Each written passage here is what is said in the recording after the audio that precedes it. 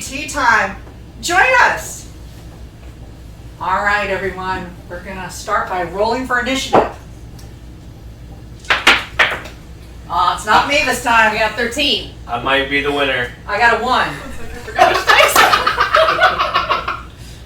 5. Oh, 16, I'm up. You're up, Brad. I never win initiative ever.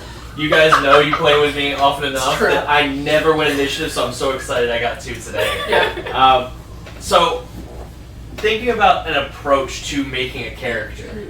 When you create your first character, or not just first character, but when you're creating a new character, I always like to I lean towards more like a magic user. That's kind of where my brain goes first. And so when I go to create a character, I don't have this whole thing planned out ahead of time. I start building little pieces of them at a time, like adding little things, and as that's coming, I feel like I get to know my character through that process, and then they kind of come to life, and I'm getting to get to know them and see what makes them tick as I'm creating them. Yeah, I do the same. I do something similar, but I actually, well, I've been playing for 30 years. Let me just start by saying that. I've been playing tabletop characters for 30 years. I'm at the point where when I'm in a party, I have a tendency to wait for everyone else to decide what role they want to play so that I can fill in the gap. Because I really want a real well-rounded party, which lately it seems like everybody needs a bard for whatever reason. So I've made a lot of bards recently. But that being said, I also use randomly generated tables to do things, to generate things that I wouldn't have chosen, right? Like when I was born, I didn't choose who my parents were, how many siblings I had, what color my hair is, what color my, that's not something I generated. Right. So I pre-generate that randomly using different tables. And I also do that with some backgrounds, like are both my parents alive? Are they wealthy? Are they poor? There's some great resources, like Xanathar's and for D&D, but then there's random tables you can pull up. So I kind of approach it that way from what didn't I choose? Like what and how does that shape who they are? And then I make those choices that I can. It's so interesting to me that you do that, because you've talked about that before, like how you do that, and I'm like, that's fascinating, and it's such a great idea, and it gives me so much anxiety. Because I procrastinate 100%. They're like, hey, we have a game coming up, we're going to start this new campaign. You need a character next week. I'm like, ah! But it takes me a long time to think about, like, I'll look at all the different classes and species and all that kind of stuff, and then I kind of, like, I try to think about what I want from the character, like I try to get one idea in mind. So, like, I had one character that I was like, I want a mom. What? I want a mother character. And so off of that idea, as soon as I had that idea of, like, what would that look like, I pictured this I had a barbarian. A big human barbarian with red curly hair, just like tough. And she had a baby. And so once I have that, like, nugget of an idea, that's where the rest of, like, all of a sudden it just comes to me. It's very easy from there to build a character. But the idea, like, but then I picture them. So the idea of randomly generating this kind of stuff, I'm like, but I have an idea in my head of what they look like because of all these characteristics.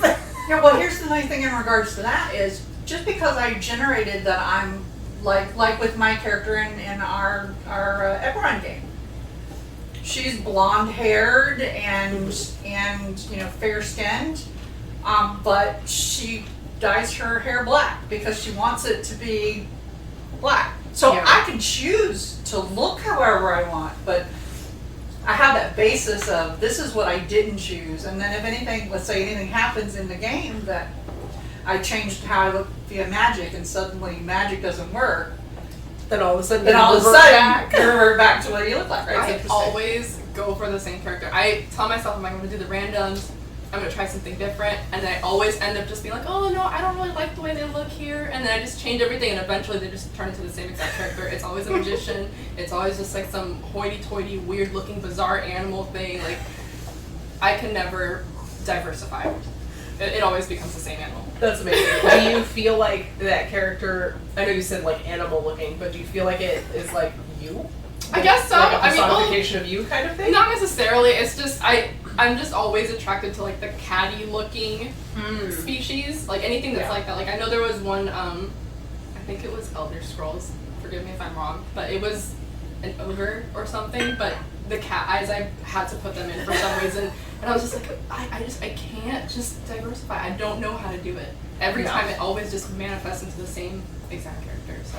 See, what's funny for me is like we just listen to different ways of kind of approaching it, and so I like yours as far as like you come up with this idea, and I think that's kind of a little bit of what I do is I don't necessarily come up with an idea, but as I'm starting to pick out the little pieces, an idea forms, and then the character grows out of that for me. But I remember when I made my first character. My first character in D&D, in a D&D campaign, his name was Ice. He was a beast hide shifter fighter, and he with a hero complex. But I think I went towards something like that because I wanted to play almost a superhero version of myself. Because in real life, I'm a nice guy. I'm friendly. I love people. Never But. And then to go from that to the character I'm currently playing in our Eberron campaign, who is, a grouchy old, like, doesn't trust anyone, not, kind of on the darker side of things, and he's so different from who I am as a person that I think I like that as well. I like just all the different options of characters that I can come up with, because it lets me pretend. It lets me play as just all these different, it's almost like expressing different aspects of your personality. Absolutely, and even though, like I said, I use some pre-generation, that's to make sure that I have variety. I mean, again, I've been playing for a while, so to pull in some of that variety. But, going back to the example of, you were talking about Ice, my character in that game, Celicia, it was pre-generated that she had, came from a poor family. She had one sibling, but her father had died when she had been killed actually. And so that is where then the story starts to form is, okay, so now I can come in with, okay, how did he die? How did that affect her? What did that do to her personality? I didn't have to sit there and go, oh yeah, I'm going to have a dead parent, right? Because no, I did that. Right? The whole family's dead. Oh, super tragic. Right. Total orphan. So that's what I do is okay. I come up with that sort of influence, and then make decisions based on what class is she going to be? She's going to be a bard, but she's not what your typical bard is. When you think of D&D, there's this vision that the horny bard trope is what it is, right?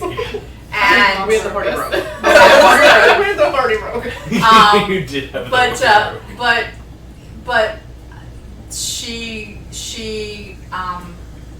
lent herself to being a bard, but in that spy element of a bard. Like she could talk to people, convince them of things, change her look. She was empathetic. And so I felt that that's what lent herself to being a bard. I'd never really played a bard before in D&D. I actually have a go-to class. I think most people have classes that they like themselves. I'm a ranger. I love rangers. My very first character in 2nd edition was a ranger, and a human ranger at that. And so I tend to like rangers, and I tend to play rogues apparently. And I enjoy playing rogues, but I play an intelligent rogue. I say it that way because I'm not gonna go try and steal from the party. I'm not a kleptomaniac. For a fun game. Does not make for a fun game.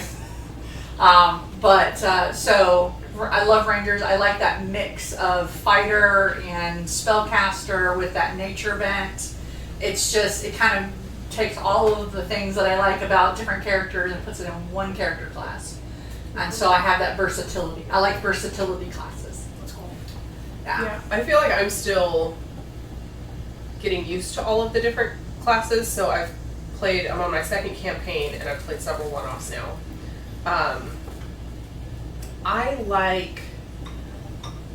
So in the second campaign, it's the first time I've played a magic user, like an intentional magic user, I suppose. Because my rogue ended up with a dragon mark. And so I had spellcasting ability, but it was very chaotic and not super useful. It was interesting though. It was interesting. But Absolutely. I like playing classes that are more interesting, that are I don't play things in a traditional way. So I had my rogue, who I kept being told should have been a bard. But she was a changeling and she could get in and out of places, no problem. But she was impulsive and very chaotic, and I enjoyed that. I also played a Genasi monk, but I played it as like, they had this backstory of, so I work with children with congenital heart disease, and so my monk had a sibling who had died from a congenital disease that they couldn't cure before they died. And so their whole thing was that they could heal. They took the healer pathway, but if they couldn't heal, they could kill real quick because they didn't want people to suffer. So it was this very interesting, like either I can heal you or Take out your misery as quick you're as just possible. gonna be dead. It's a type of empathy. But I like that spin on things of like, this isn't your straightforward Right. type of Very character. nuanced. It's a little bit different. What makes me laugh about that, being as you are a nurse, is it makes me think when I was a kid, I remember seeing on a 60-minute special of Angels of Mercy talk about nurses. That I do could- not do that. Thankfully, But I will say, but like, as a character, right. Well, and it speaks to something in me of like, sometimes we do too much, and there should be points where we stop. And so being able to play a character where I could do that, Right. you know, and yeah, it wasn't playing itself out in a hospital setting or, you know, long-term illness setting, but being able to be on the battlefield and be like, nope, that's it, you're dead. I'm sorry, you're dead. you're dead. Your body just hasn't finished realizing it. You know, I believe very strongly death is not the worst thing, and so being Right. able to put that into a character was very interesting to me. Yeah. So I feel like, again, crazy bard mom, like I get to take these pieces of myself. So I don't feel like I have a go-to class. Instead, I like to dip and see what I can You can train. sprinkle, what I can pull out of my personality that can put that little trait into my character.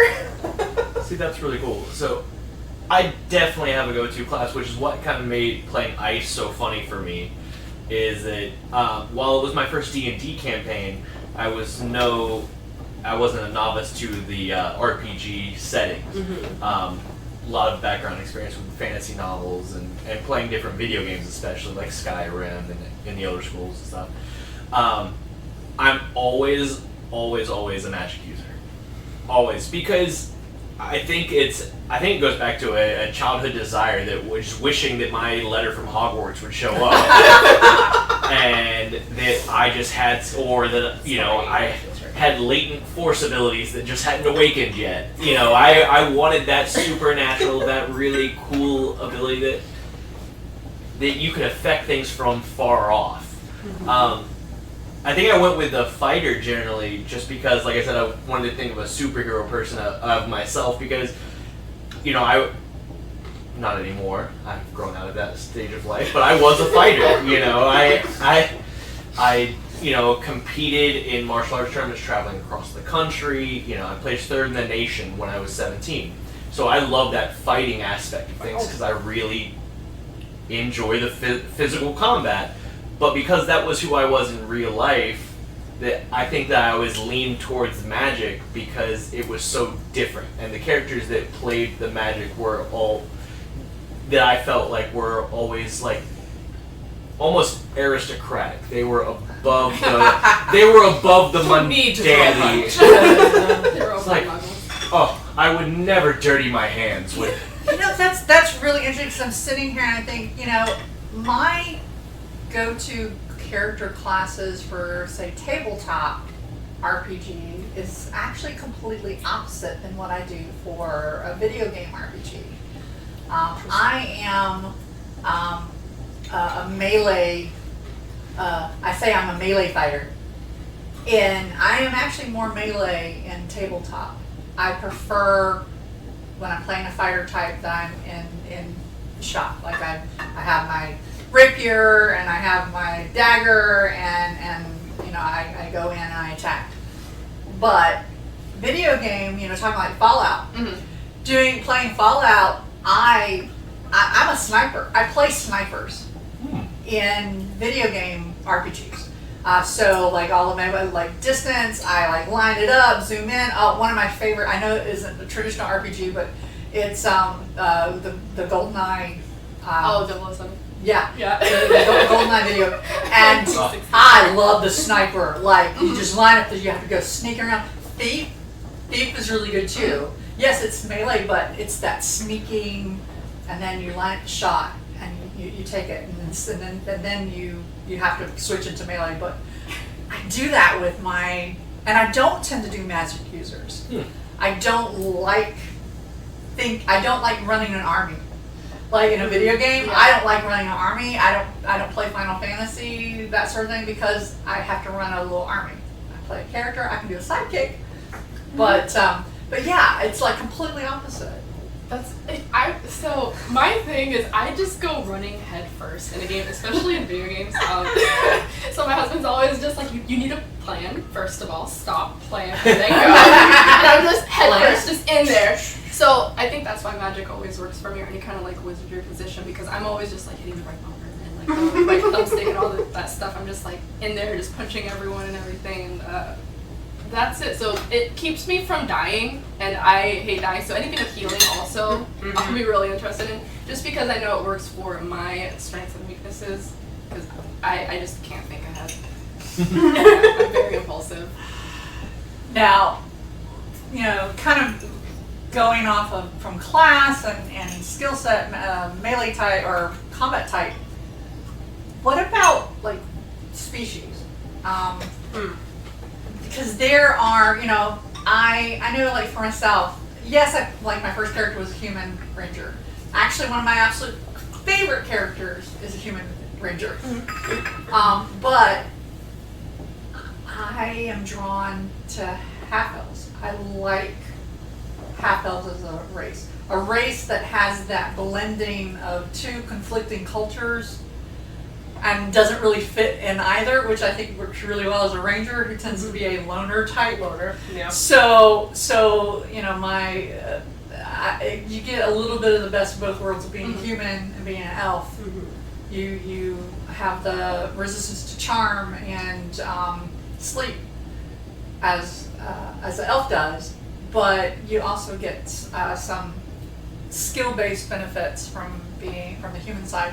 But I just like that kind of dichotomy of natural conflict. There's a natural conflict within the individual, and I don't know. There's some races I don't understand, and I haven't really done yet, and as long as I've been playing. But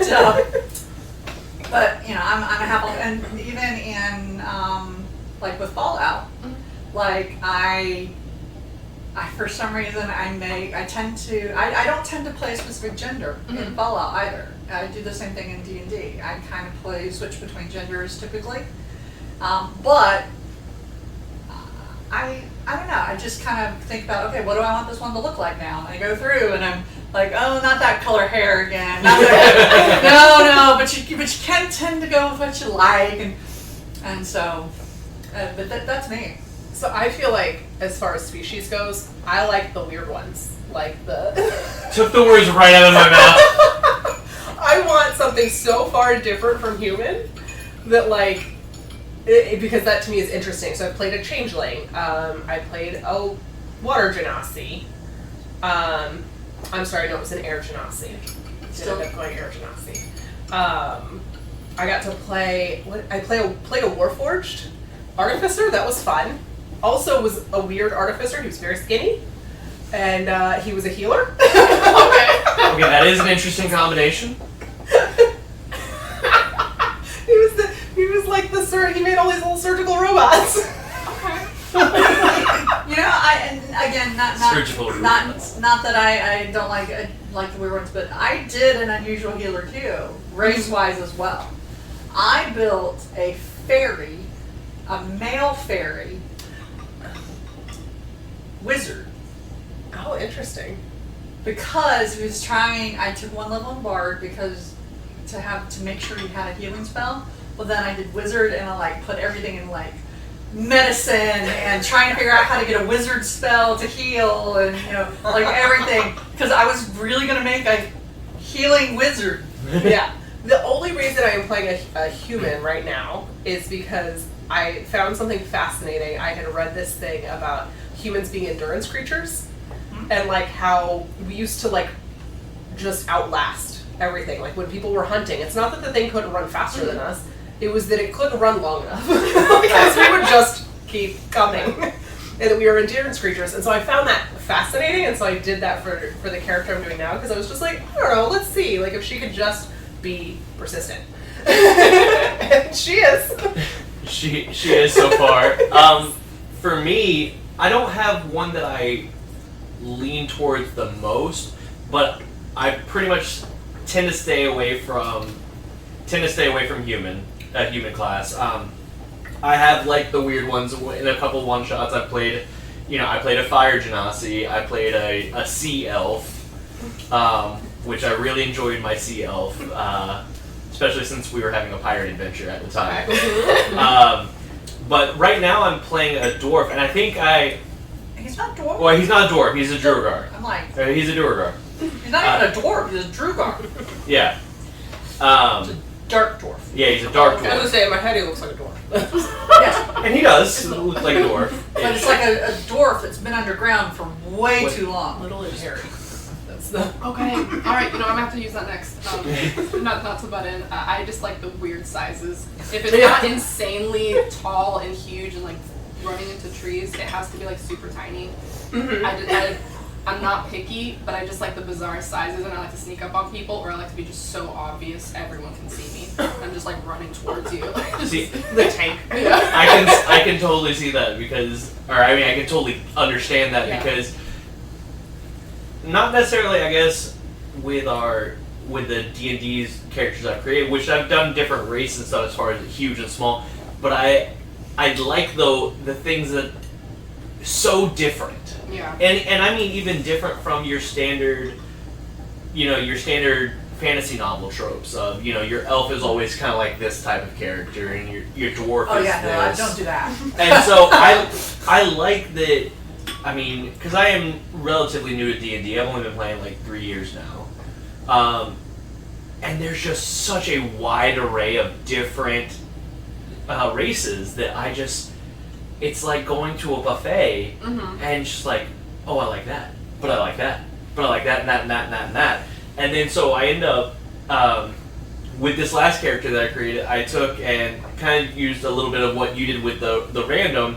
I went through and I kind of created my own little short list of, okay, I'm going to pick from these, and then I rolled a dice to decide which one I was going to end up with. I felt it was fitting, and so that's how I ended up with my Duergar.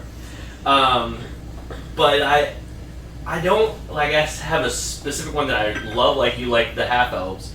But I will say that the tropey side of the dwarves being kind of Irish or Scottish does speak to my heart, and I do enjoy ale as much as they do, so that part fits in nicely for me. Yeah, but like you guys are saying, you like the weird ones. I'm not saying that I don't play unusual, but for instance, in the game you're talking, you have the human and the Drugar. I went tiefling, which is a demon-esque look. However, I went like the complete opposite of what you want to try and make them noticeable. I went with trying to make them as least noticeable as possible.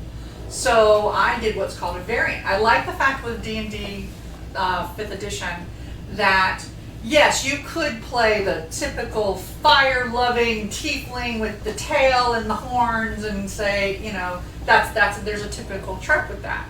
Same thing with, you know, how humans are boring and how dwarves are, you know, tough and gritty, and how halflings are happy people, right?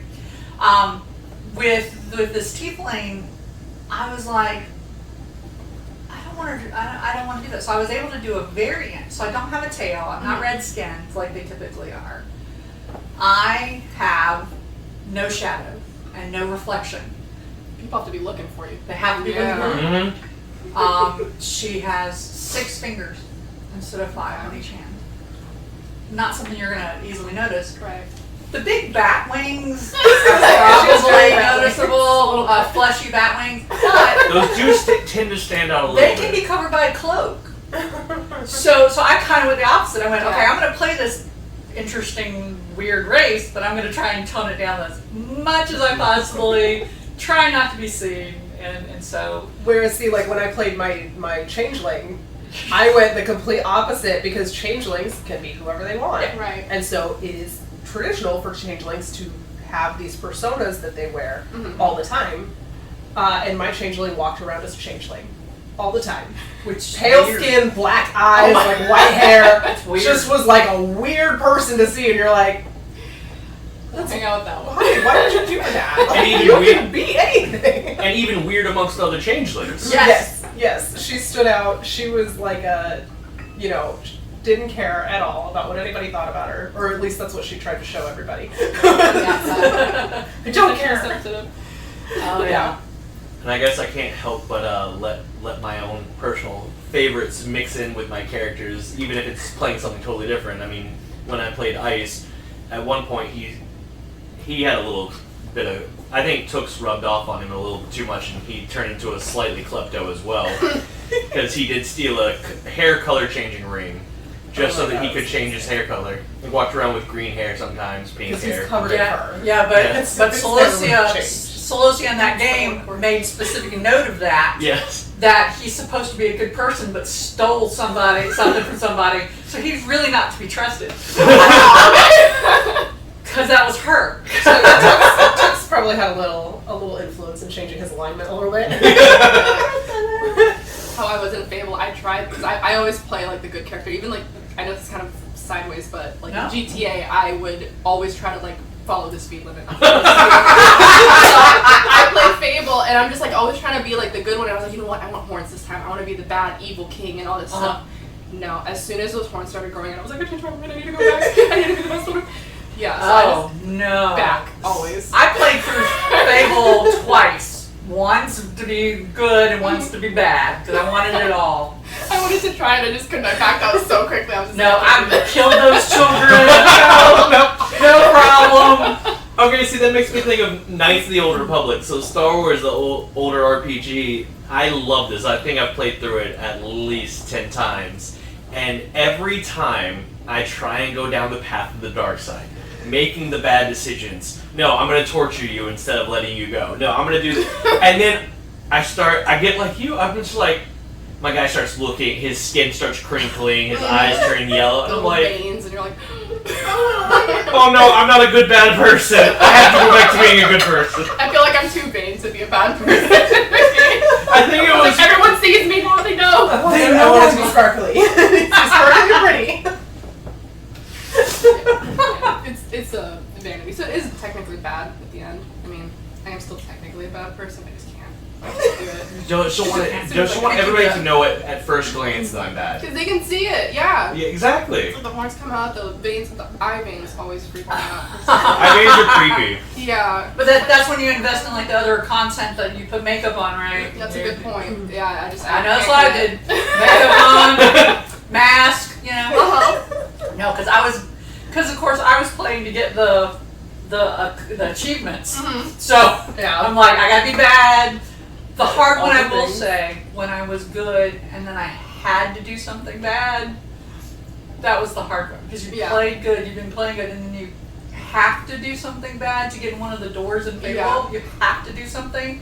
I'm like, oh no, I now have to go work to make myself good again. It was terrible. I do love that in those kind of games that how your alignment can shift based off the choices that you're making. I love that. I just love that mechanic built into the game. I think it's funny that vanity is what plays Yeah. into whether you're being good or not. Had nothing to do with setting the villages on fire. Thank you for watching this episode of RPG Tea Time. What are your answers to today's questions? Let us know in the comments below. Please like and subscribe to our channel.